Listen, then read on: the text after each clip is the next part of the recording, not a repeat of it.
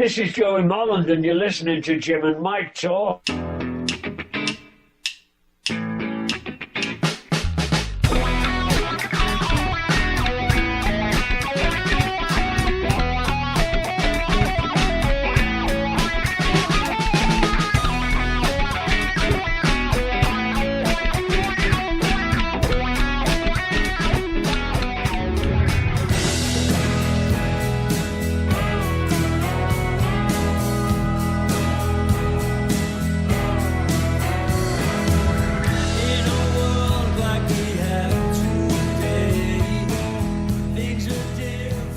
Today we have a special guest on the show. He's a singer, songwriter, and guitarist. He was one of the original members of the 1970s band Badfinger, who had 4 top 10 hits and went on to sell over 14 million albums. Woo! And he just released a brand new album called Be True to Yourself. Let's all welcome to Jim and Mike Talk. Hello! Mr. Joey Molland. Joey Molland. How are you, Hey, sir? I'm good, man. It's good. You're not a sir, are you? Are you? No, I'm not a sir, no. Not yet. No. Everybody's a sir in today's polite world, aren't they? Okay. Yeah, No? yeah. Thank you, sir. Well done, yeah. Yes, Now, sir. do you know how you become knighted? Like you pay a lot of money in taxes. Oh, okay. or you get really old and become famous for doing some, like John Mayall's a knight. Oh, okay. Yes, he's Sir John Mayall, and Wow. it is quite an honor, really. But Yeah, it would be. Yeah. There's nothing quite like it in the U.S., is there? I mean, really, to get a certain level of recognition. I think that that badge that they give, the medal, the American medal, what is it? That's kind of a cool thing. Okay. Yeah. There's different medals that they give. Yeah. The what is it? The peace medal, or I don't even know. Oh, it's like the I can't remember. It's something the president gives, and he's giving, to great entertainers, or great people. Oh, okay. Yeah. Great Americans. So Yeah. It's a similar thing to that, just. But then you have to wear it around. You'd have to wear it around your neck all the time so people know, because you don't have the title. No, it's cool. It's cool. People don't walk around with their medallions on their night badges and stuff. Yeah. They do it special occasions, but Well, hey Joey, in this interview, we want to go back to the early days of your life, and then also want to get to the end here of what you've been doing recently too. But Jim, where are we starting here?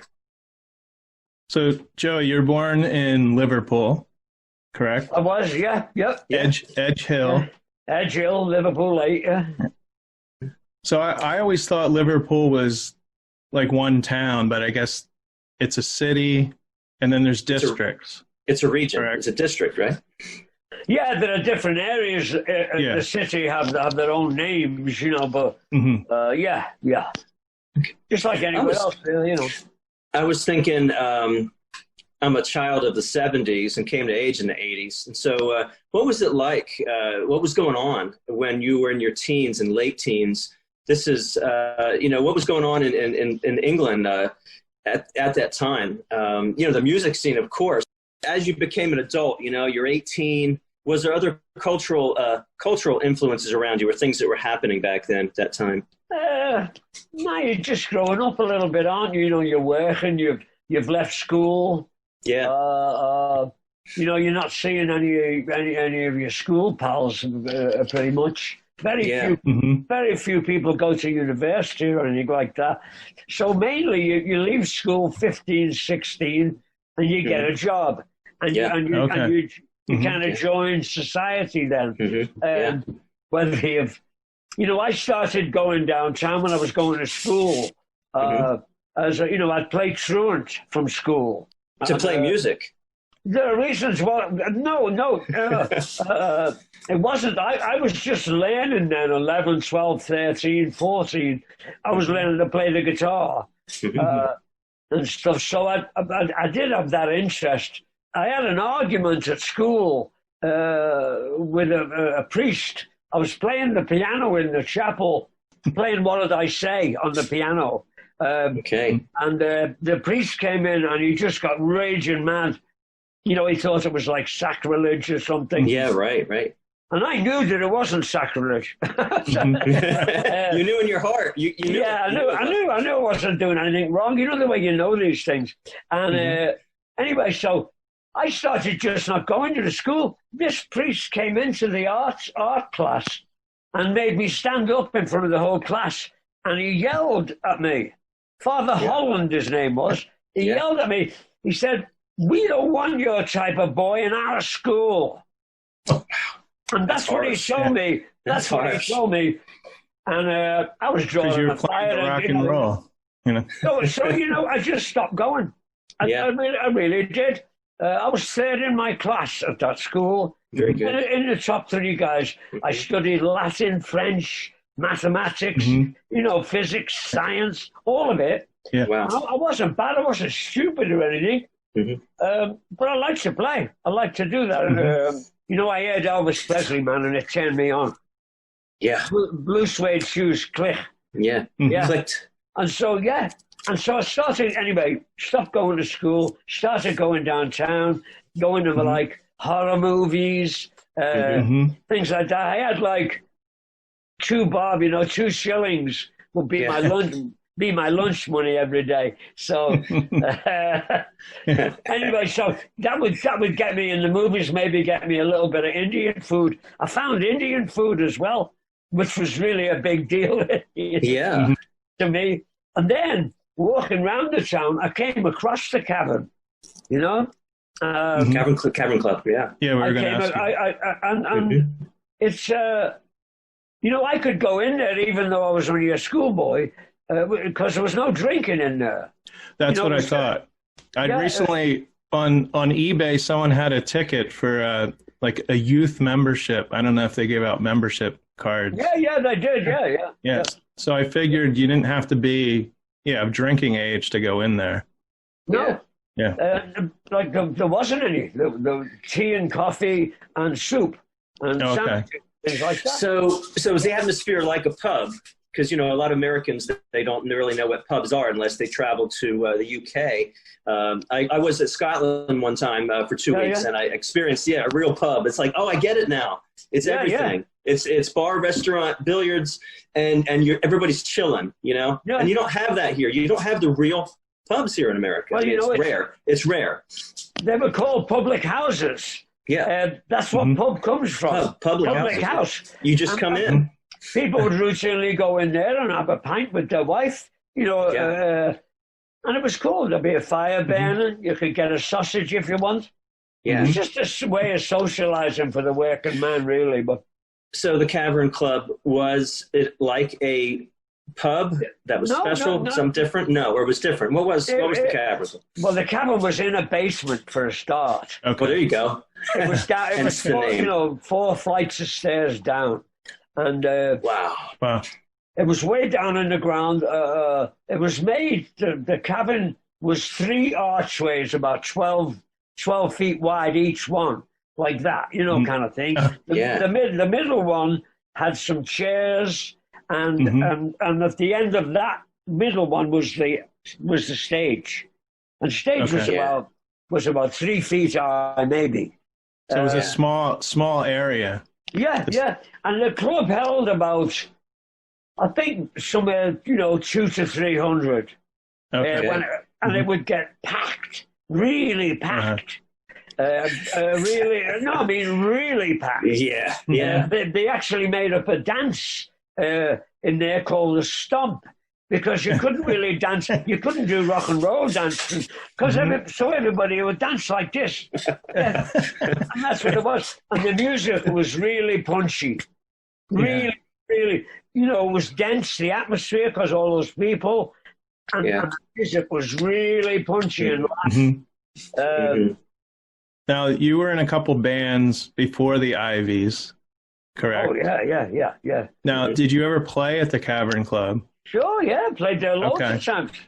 Yeah. Now, wow. I'm interested to know if you saw the Beatles at the Cavern Club. I saw them one time when I was young. When I was really young, maybe 14 or 15, 61, 62, somewhere in there. How was that Beatles, or they were the Silver Beatles, weren't they? They were called that, I think, when they came back from Germany, but they changed the name right away, I think. Anyway, I didn't really know them. I didn't know of them because I was young and just going there for the first few times. And they were really good. You know, because I was playing, I was really listening to them because I fancied playing in a group. But I was really scared because they were really good. You know, the singers were great. I was a crap singer. And I could play with Chuck Berry and me Buddy Holly and all that stuff. And that's what I had going for me, really. So, but I'd go and see those bands on the Cavern, man. I saw the Big Three play there. So you've heard of the Big Three, of course. You know, they were right on a par with the Beatles when the Beatles got signed. It was touch and go which one was going to be the big band. Four-piece band, similar? Three-piece. The Big Three were a three-piece. Yeah. Oh, the Big Three. Yeah. Guitar, bass, guitar, and drums. And really great. Johnny Hutch, the drummer, he tells stories because he really knew the Beatles. And he tells he knows all the backstories of everything. You know, so it's really interesting. Did anyone from that band become famous in another band? Johnny Gustafson, the bass player, he joined. Who was it now? The Mersey Beats, who got to be quite a big band out of Liverpool. After Billy left, Billy was only 16, the bass player. He's a good mate of mine, Billy. And they were big in their own right, the Mersey Beats. You know, the big three never really made it. You know? Yeah, I've heard of the Mersey Beats. Yeah. Oh, yeah. I've never heard of the big three, though. You know,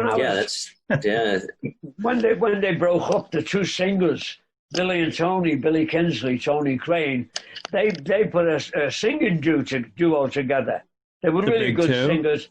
No, they were the Big Two. No, they were called. They were called the Merseys. Had a big song called Sorrow, which was a huge hit. And they came to Liverpool to get a backup band, a backing group, and I got the job as the guitar player in that band. So I started, playing around England then, really proper. I'd had a little bit of that with the Masterminds, the band before that. We made a record. Andrew Luke Oldham discovered us, the Stones manager. Yeah, he came into the club.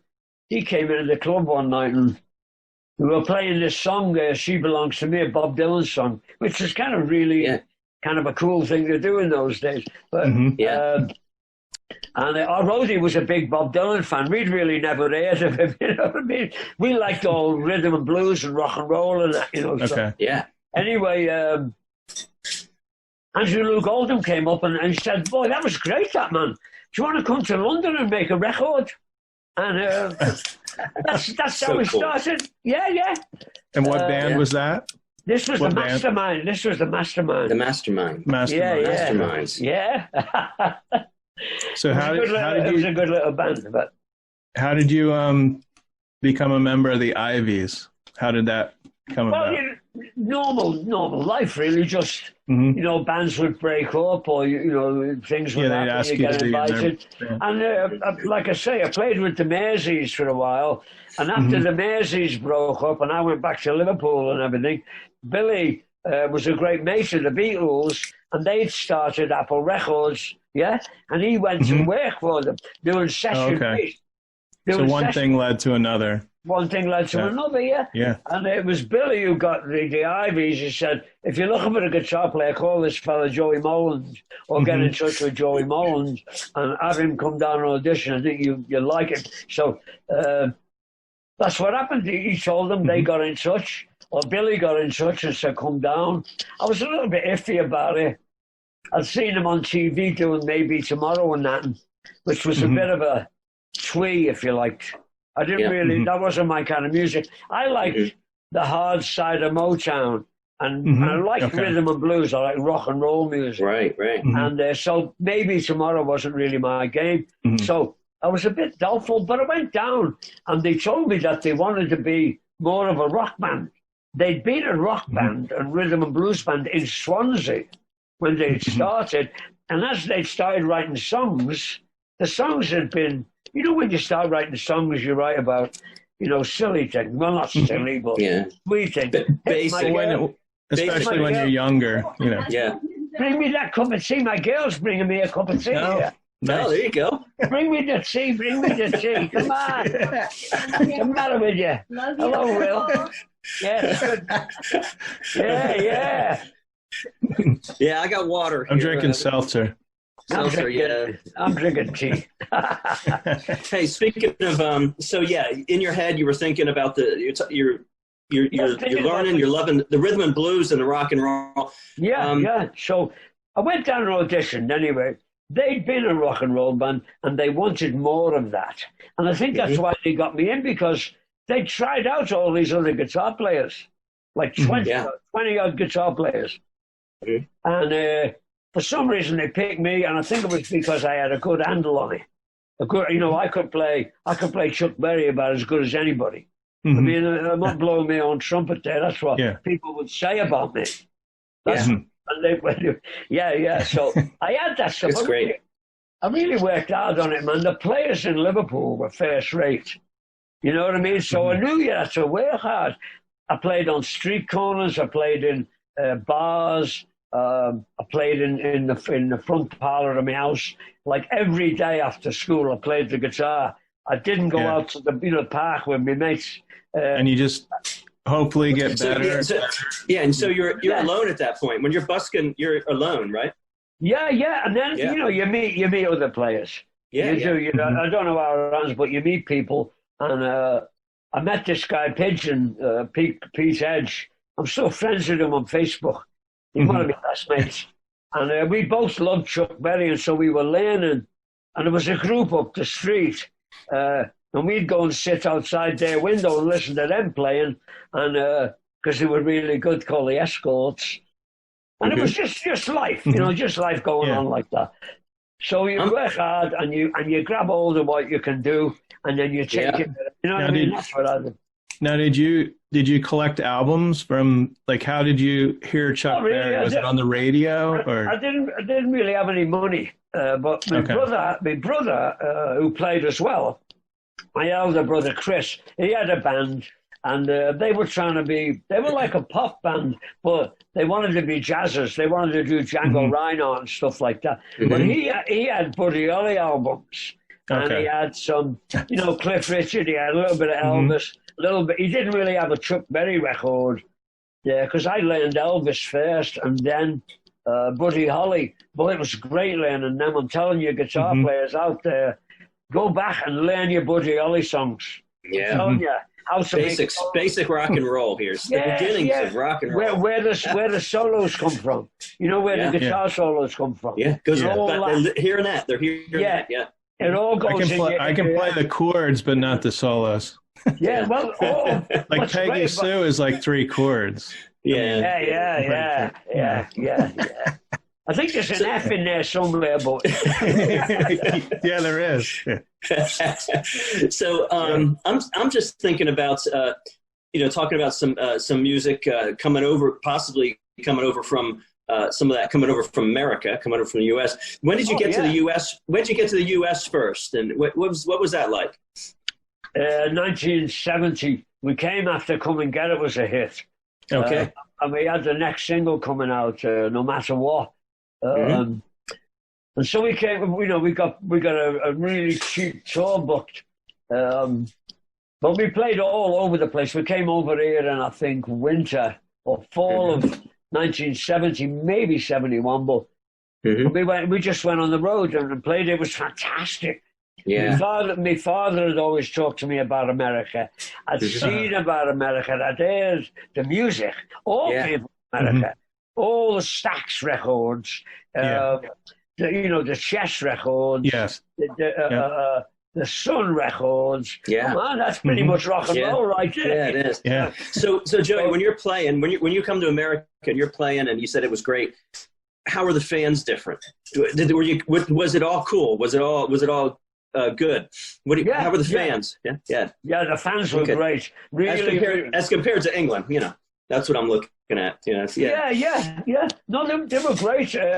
The English fans were really good, but they were really territorial. Like London fans, like London bands, Birmingham fans, like Birmingham bands, and Liverpool, in Liverpool, they were great. They thought we were great.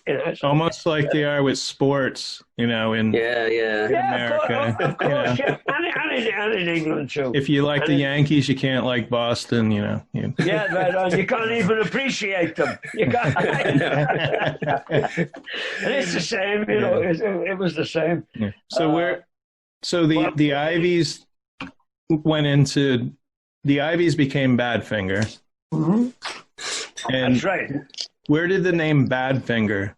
Because that's kind of a unique. Listeners want to know. It is.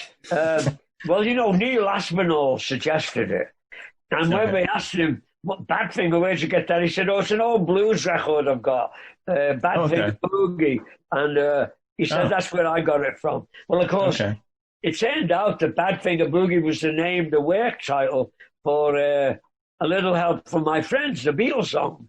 Because John Lennon played the piano, and he wasn't the greatest pianist in the world. He was He played piano like Badfinger. Somebody said Badfinger. Yeah. So we were called Badfinger. Yeah, that's right. Okay. Yeah. And that was the working title for "A Little Help from My Friends." That's what they say. Yeah.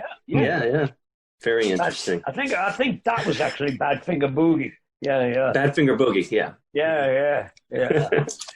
Now, your Badfinger's first album was 1970, Magic Christian Music.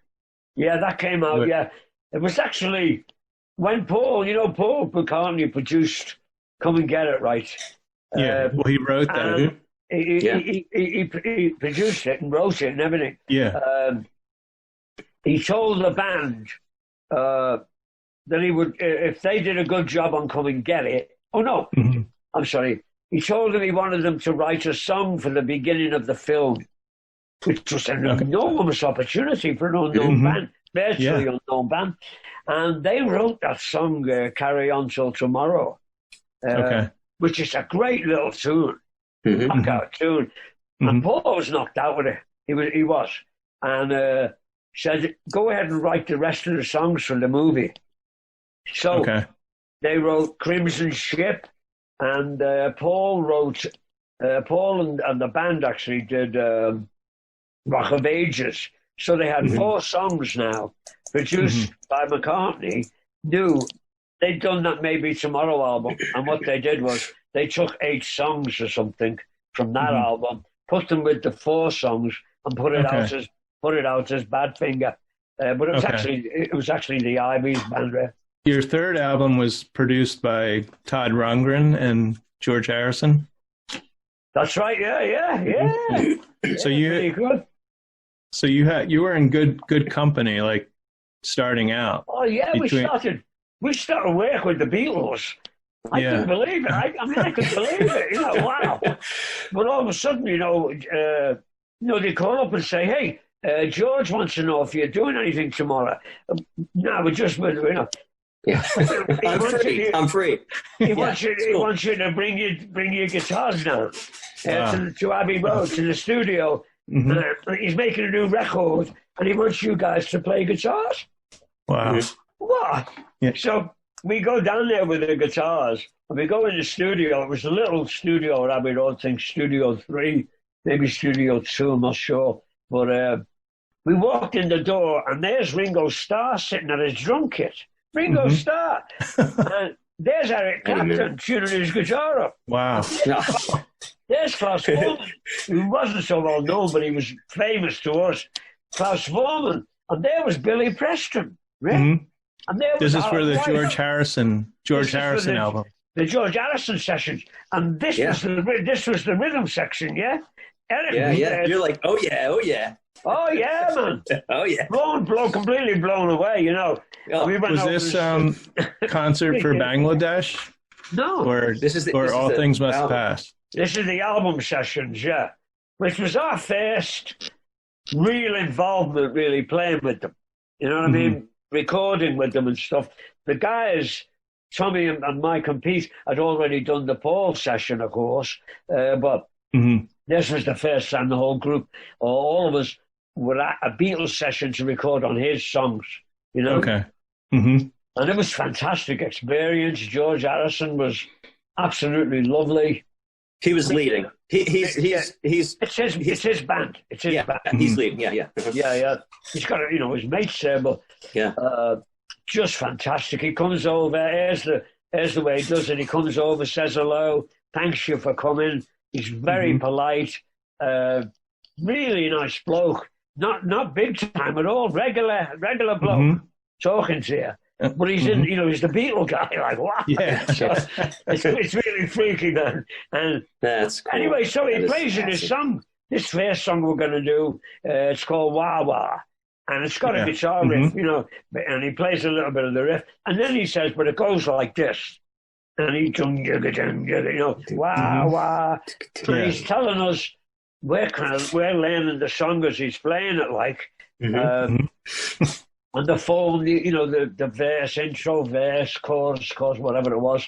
And that's how he was with all the songs. He'd just come over to us and play it to us and sing it to us. And we'd play it through a couple of times and learn it. And, and it's funny, they had a big plywood box made. And the three Badfinger guitar players would climb in the box. It had doors on the front. It would climb in the front, and it was open at the top, and so they could put mics in and mic up our guitars. But they locked you in there till you got it perfect, right? It was like a way. No. It was just to separate us from the rest of the band. Because we were all playing in the same room, so it's for that track, right? It's for separation of tracks. Yeah, exactly. But he wanted us to play with the band, not overdub it, but play it with the band. So they're finicky about things like that. Those guys, when you do backup vocals, you sing them all at the same time around the mic. You don't do them one track at a time. Yeah, not multi people singing backup. Yeah. You're going to do backup together. Yeah. Yeah, you do backup together, just like in, you see the old films of the Wrecking Crew and all that, doing those things. So anyway, they had that for us, so we go in the box, play the song, play it 2 or 3 times, and then we go to the next song. And it was great. Yeah. Billy Preston would lift up his head and smile and make everybody in the room feel good. He had this beautiful smile, and he's so That's great. Awesome. Yeah, those things were great. Ringo, of course, was rock solid and on. Good. Tremendous. Wait a minute here. I'm getting an okay thing. The meeting has been upgraded. We've been upgraded. We've been upgraded. That's what it said to me, anyway. Jim, do you have anything there? So the concert for Bangladesh, was that one concert, or was that a series? No, it was 2 concerts. Okay. We were recording Straight Up with George when that whole thing went down, and it was about a year and a half later. We were doing our record with him. We'd done about half of it, the Straight Up album it was. And he got a call from Ravi Shankar, who's the famous Indian musician. He'd met Ravi on his travels. Anyway, he got a call from his daughter Ravi. Is Nora Jones. That's exactly right. The talented Nora Jones. She's incredible, isn't she? Yeah. Wow. Still doing it, Wow. Anyway, so Ravi called him and told him about the Bangladesh tragedy, about the disastrous happening, the floods, the monsoon rains. It was really bad. People were dying, hundreds and hundreds of thousands maybe. And he called George to see if there was anything George could think of that might bring the attention of what's going on there to the rest of the world. You know, because nobody was really paying attention. And so George decided he was going to try and do something. And he apologized to us, and he left for New York. He arranged for Todd Rundgren to come over and finish the record with us. And he told us he was going to do something. He didn't know what. And he went to New York. And they made the idea to come up with the concert and try and raise money through the concert and the record and whatever. And then he called all the people that played on All Things Must Pass. You know, he never played with anybody but the Beatles, George Harrison. He only played the Beatles. So we didn't know anybody else's songs other than really old songs and his really new songs. You know what I mean? So that's you know, that's where the decisions lie. So we went over to New York. He asked us to come and play, and we went over to New York and we rehearsed with him, and we can go on for about a week. Got those rhythm beds back together, you know. And then, you know, Eric came in, Eric Clapton, Leon Russell and the Shelter people, Jim Horn, and all the horns, like a I don't know, 12-piece horn section or something came in. And then all these singers came in. Famous songwriters showed up because they wanted to be involved. And actually, at the dress rehearsal on Saturday, Bob Dylan showed up. Which was unbelievable for us. Well, I wanted to ask you this because there's a rumor that Badfinger was supposed to perform a Badfinger song until Bob Dylan showed up, and is that true? I never heard anything about that. Somebody's making that up. We weren't really imagining that we'd play. You were just happy to be there, like be part of the. I mean, that experience. These incredible. are giant stars, you know. These are giant stars. We'd had a couple of hits, but we never considered ourselves, you know, giant stars. So Joey, this but the Beatles must have. The Beatles must have loved you guys because. I mean, first of all, you were one of the first bands they signed onto the label. Plus, you were not only on All Things Must Pass, you were also on. I think all of Badfinger was on Imagine. Is that true? The whole band. No, just Tommy and I. Okay, just but Tommy still, to want to think of you guys in these different projects. I mean, they must have taken a real liking to you guys. You know. And I'm just thinking back about I suppose, you know, they would always be the Beatles to me. I couldn't be really friendly with John Lennon, you know what I mean? You know, how are you? Like, you know what I mean? I couldn't be like that with him. Hit him on the back. Like guys from a different planet or something. Unbelievable. So, I don't know why, and I just didn't question it. And I still, I've thought about it a bit. A lot of things, but, you know. So John Lennon, he always did appear like he was always thinking of something else. He was thoughtful in that way, introspective. Did you see him as that kind of person? When you, I saw him just like you. He seemed like he just seemed like a great guy. I thought he was funny. What a great singer! All that raucous and real tender in the back of it.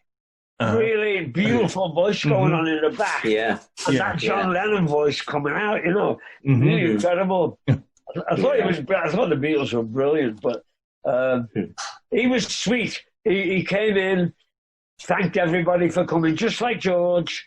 You know, he said hello to everybody, made a few wisecracks, you know, told Calvin not to don't be screwing around with the drum part, you know, keep it straight, you know. That's what he was like. And he swore, you know, he talked like a ducker, you know.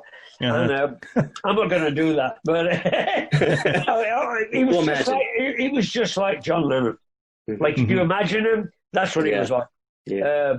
But doing the songs, and the Georges the same, they were totally focused. You know, Lennon never used lyric sheets and stuff. Oh, wow. He would just his instrument. He carried the words in his head. Yeah. Wow. Yeah. I only just found that out, really. And when I think about it, you never see him doing that. Yeah, lyric sheets. That's what. For the lyrics, for the words or lyrics. Yeah. Okay. Yes, he's had it all in his head, and again the same as George. He'd know how he wanted it. He'd know how it started. Although he wouldn't have the intro, he didn't have the intro for Jealous Sky. He would depend on the musicians, contributing. Yeah. And they allowed you to do that. If you were in those roles in the band, if you were the lead guitar player, they expected you to fool around and find the part. You know what I mean? Right. And it's all, I know music is all about parts. It's all about parts. Great records are all about parts. So they were really focused in that. And, all that experience in the Beatles and all the songs they knew. These guys really worked hard. You know what I mean? It's interesting. I'm thinking about John Lennon not using lyric sheets. It's like if you're speaking and you're public speaking, and like I'm speaking to you right now. If I'm speaking from my heart, from my head, it's coming right to you. If I'm reading it and I'm reading stuff, I think that's another reason John Lennon came across right to our hearts. Because it came right. Right from him. He's not having to read the lyrics. That's interesting. And when he sang, it was so natural. Like he's not like, oh, it has to be this word. It has to be, it was like it flowed more. Lyrically. Yeah. Joey, speaking of writing, I've really been listening to "Be True to Yourself." That's your latest album. Oh yeah. Yeah. Did you write everything there, or is it co-written? Yeah, but all the songs are mine. All the songs are my ideas. They're all from ideas I have. Some of them are complete. Some of them are ideas. But all my ideas. Then we had Gary Bear, who's a famous songwriter, Hall of Fame American songwriter. He sent us an idea, Rainy Day Man. He sent us that idea. It wasn't. That's a great song. It's a knockout. And Mark and I finished that in Mark's apartment. Well, I hear a lot of Mark Hudson, and because he's well, he's the totally producer. tuned into the Beatles sound. Yeah. That's what you're doing. I just completely give Mark Hudson his head. He's brilliant. Again, his focus is incredible. Yeah, and he draws the players out through making fun of them, insulting them, whatever he takes. He seems like such a great guy. Knockout. Well, look at all the work he did on my record. Yeah. You know what I mean? It is unbelievable. I haven't had any bad reviews for that record. And Great. At least like 60% of that is down to the work that Hudson did. And the players that he got, Steve Holly, Jay Shepard, Paul Santos, Benny Harrison. Just these great players came in. And I noticed you have a couple people. We wanted to go back and talk about the Mickey Dolenz and Jason, I don't know how you say it, Chef? Chef, yeah. You toured with them in 2019. That's right. On the Todd Rundgren's White album tour. And the 50th anniversary tour of the White 50th anniversary. Yeah, that's right. Yeah. Mike and I saw you guys in Bethlehem, Pennsylvania. At the casino there, yeah. We were in the seventh row. Thank you, man. Yeah. It was we good. love that show. Yeah, we had fun. The show was great. Something strikes me about the show. I got a question for you, Joey. I remember some early music from Todd Rundgren way back, and when some new albums came out. I don't know him like you do, but Todd was seeming he was kind of going wild. I mean, he came out in leotards, and he's got some other kind of Nerf gun and what was it, bubbles. It was a super super Bungalow soaker. Bill. Yeah, Bungalow Bill. Yeah. So I had no idea that Todd was like that, and so is that Todd? I mean, is that normal? I had no idea that he was like that either. I mean, I've met 3 Todd Rundgrens now. I've met the guy that is a complete asshole. I've met the one. Number one, asshole. I've met the one that is. Well, that's a really strong personality, man. That's Todd Rundgren. Yeah. Then there's Todd Rundgren, the talent guy, the brilliant guy, the brilliant guitar player, a singer, a songwriter. I've met that guy too, and now I've met the guy who likes to dress up and go crazy. And I don't know whether it was real music, but he was absolutely fantastic. The amount of energy that he brought to the show. Energy was incredible, wasn't it? Dancing around, leaping. Oh, yeah. Working the audience. Yeah, I was surprised. I didn't see it coming. Yeah, I didn't see that coming. No one was there. You know, and the Hey Bungalow Bill, you know, with the hat on and the shorts. He was in the safari outfit. Yeah. Well, I think he was mixing safari with other things too. I was like, what? Yeah, it was just great, man. Just fun. So that show really worked well. Everybody had a great time. I like that. Each of you got to play a couple of your own songs along with. That's what I loved about it. You know. Yeah. You did the entire White Album, and then each person got to play 2 or 3 of their own songs. Yeah. It was really good. It worked out great.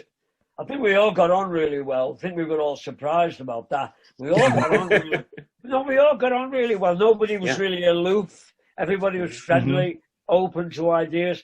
Like I thought, well, maybe Todd would sing Baby Blue with us because he produced it. So I went and said to him, hey, do you fancy singing Baby Blue with us? Oh, yeah, I'll do that, yeah. And, you know, there was no hesitation to do that stuff. Yeah. You know what was really great was seeing Mickey Dolenz perform the songs. You know, like when he did he did Rocky Raccoon was Rocky Raccoon, when he sits, you know, he's pretending to sit down the campfire and all that. And he brought all that and singing I'm so tired, you know, and he's like, oh, I'm so tired. He really performed the songs for us. You know, it was great. And we all tried to do that, you know what I mean? The band was great. I loved it. Sold it out pretty much every night. How many shows, do you remember how many? I think we did like 45 or something like that. Wow. And we were going to we had, I think, 60 booked for this year. Because we were going to do it again. And maybe at the end of this year, we were going to do a different Beatle album. Which would have been a lot of fun too.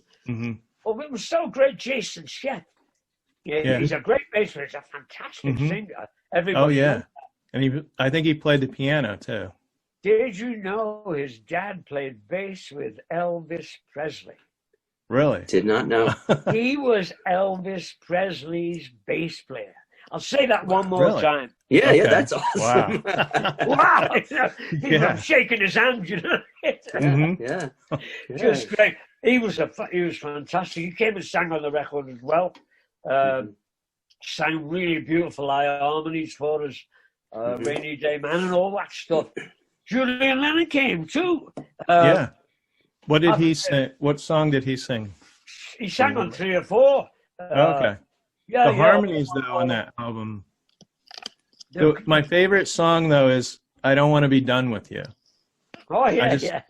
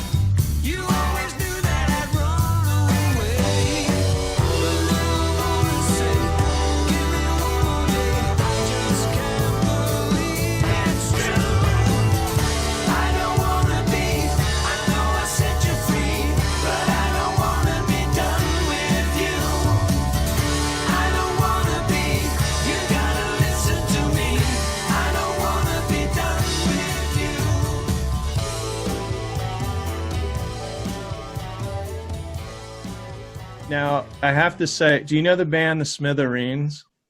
Yeah. Because the guitar riff in the beginning sounds just like Only a Memory, like slowed down a little bit. But it reminds, but not exactly, but that guitar, that sound, that progression, that guitar, and the tone of it too. Yeah, the tone and feel, just slightly different timing. Yeah. And I think this song is like the most Paul McCartney sounding song. Yeah. I had the guitar riff. I swear to God, I had the guitar riff.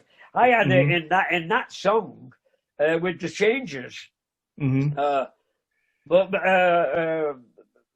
Mark Hudson didn't really like the song. He didn't really like the lyric or whatever. No. And so he went away. He just went away and kept the idea and just wrote another song right over the top of it. Well, I like how the vocals are like raw. They're like you truly hear your voice. And I have to ask you, have you ever been mistaken for Paul McCartney? In looks, I have, yeah. Yeah. Can I tell you a story? Sure. Of course you can tell us. I went in 1976, this was. I met some people in LA, because I was living in LA then. I met some people, and they were very wealthy, and they were going deep sea fishing off San Luis Obispo. And they invited me along. So I went along with them. Yeah, great. And I got on the boat, and the captain of the boat, thought it was Paul McCartney. I'm getting on a deep sea fishing boat with millionaires. That's Paul McCartney, you know what I mean? So the captain, okay. Yeah. Not the host, the captain. The captain of the boat. He didn't ask for your autograph, did he? No, but he did. When he talked to the shore, he said, "I've got Paul McCartney on the boat." He did, and of course, woof, that spread like crazy. Yeah. So when we Joey's going, where? So when we get back to the shore, and we're getting off the boat, there's all these people there. There's all these people there with cameras and everything. And so I put my sunglasses on, because I said, "Are you Paul McCartney? So I put my sunglasses on, and rather than deal with the whole to-do, I said, "Yeah." And I just said, "I am Paul McCartney." And I just pretended to be Paul McCartney. That's so cool. I never took my sunglasses off. But they were convinced. They were really convinced that I was Paul McCartney. So I guess in answer to your question, yeah. Okay. That is a great story. About what year was that again? 1976. Yeah. Okay, that's just awesome. Just thinking about just going back 1 minute for Bangladesh, the concert for the people of Bangladesh. That would have been one of the early rock concert fundraising events of its kind, right? Because you had Live Aid, Live Aid 2. I think it was an early. I mean, people. I think it was maybe the first. Yeah, I think it's the first of the giant concert. It's made almost $250 million for charity. Wow. I had no idea. $250 million. Wow. Unbelievable. Because George nobody ever took any money out of it, except maybe Alan Klein. But George never got any money from it. Nobody did. But I know that because I got an award. We all got an award from UNICEF. And they sent us all this, the whole collection of CDs and all that stuff. And really fantastic. Great. Yeah, that's great. Yeah. Jim, what else you got there? Obviously, right now we're under still under the quarantine. Yeah. So you're not touring. So are you planning a tour to support the new album? Yeah, I'd love to go out on the road. I'd love to get back on the road. For a guy at my age, I really need to work, man, to keep in shape. You've got to sing to be able to sing. You've got to keep your belly flat, man. You can't sing with a big belly. It's just a fact of life, man. So I'm dealing with that. I'm dying to get back out on the road. I enjoy the road so much, I spent, 50, 60 years of my life touring. I do it all the time. I play gigs as many as I can. So yeah, I'm looking forward to that. I'm really dying for them to open it back up, but I'm not going to do it until I feel really good, safe about it. You know, I wear my mask. You know what I mean? Yeah. And that might be one of the reasons why I'm not sick today. You know, because I still go out. I still go out to do the shopping and do that stuff. But this COVID thing is a nightmare, man. Wow. Yeah. Now, have you thought about doing a streaming concert? Like I'm actually filming a podcast now. Although I'm not really going to feature a lot of the new songs off my record.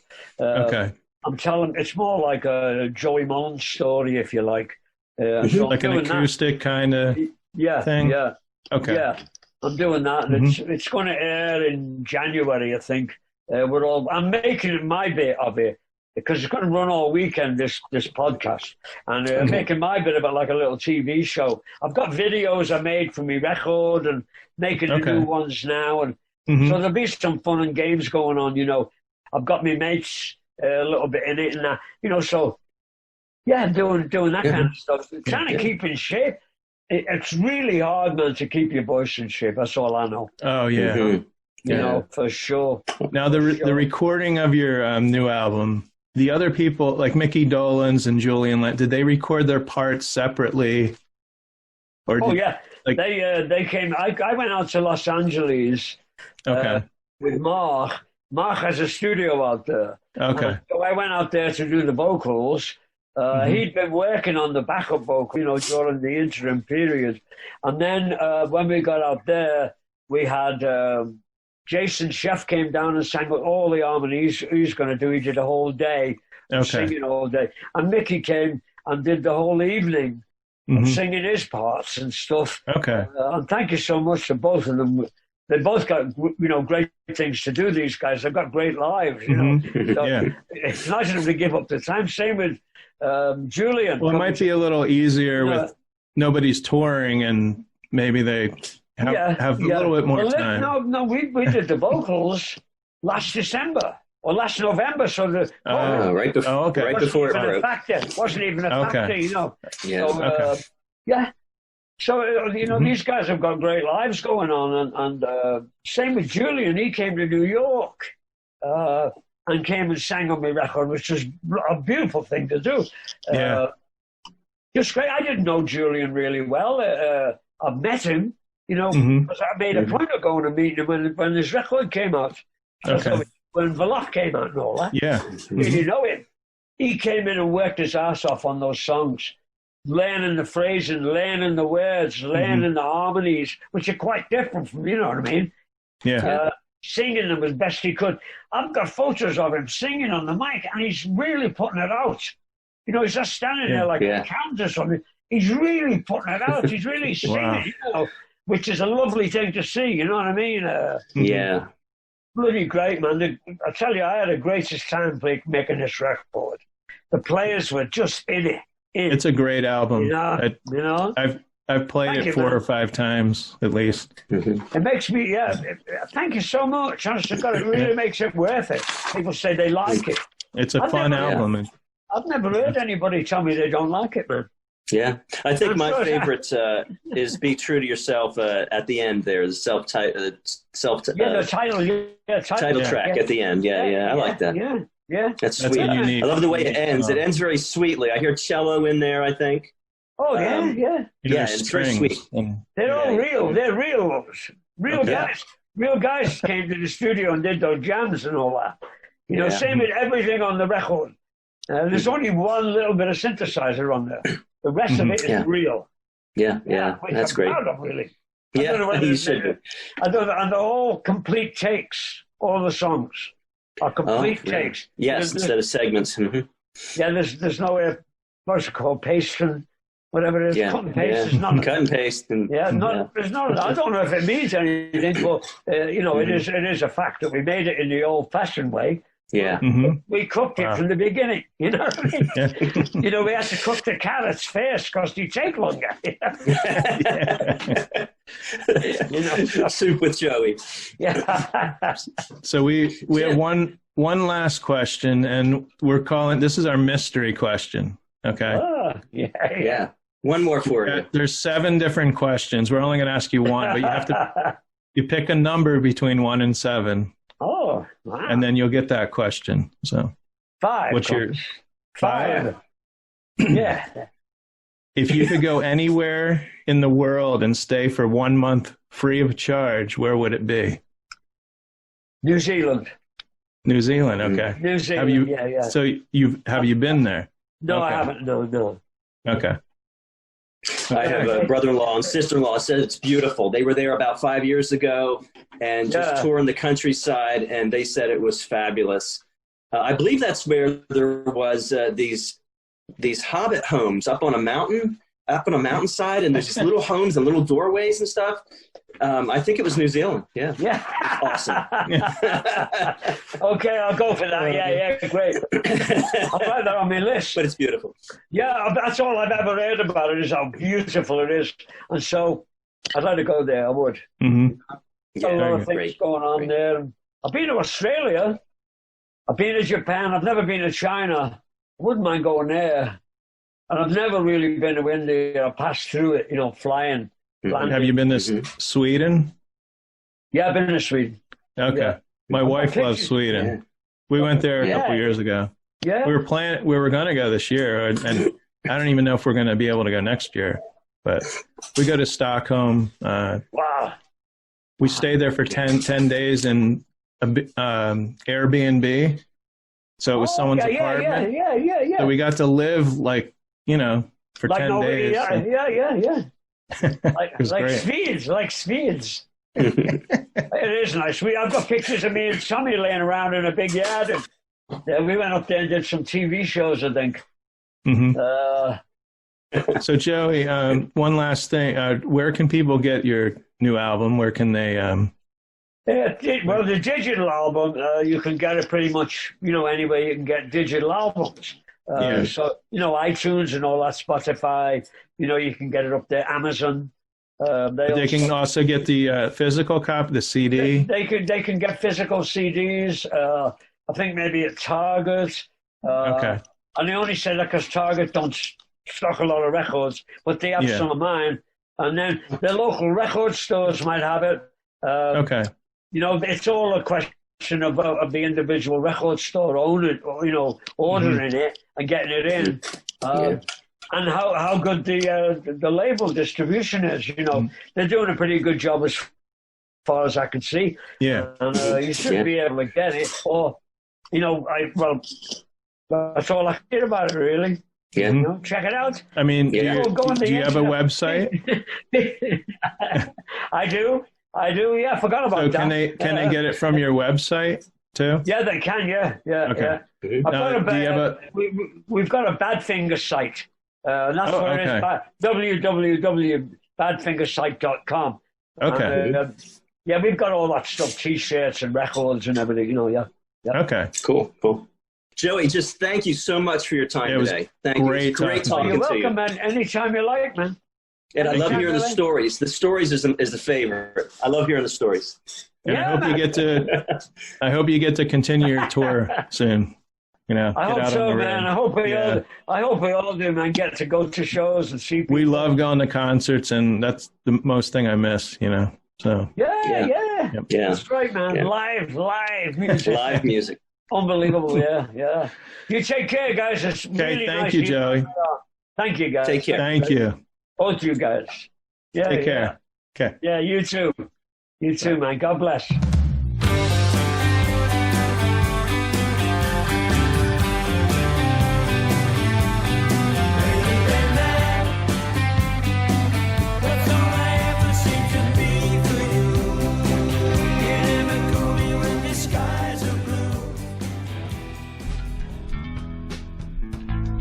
Intro and exit music by the band 99%. Today's show was produced and edited by Jim Thatcher. You can find Jim and Mike Talk on iTunes, Spotify, iHeartRadio, Stitcher, and their host site, Podbean. The songs this time, Rainy Day Man and I Don't Want to Be Done With You, used with permission from Joey Molland.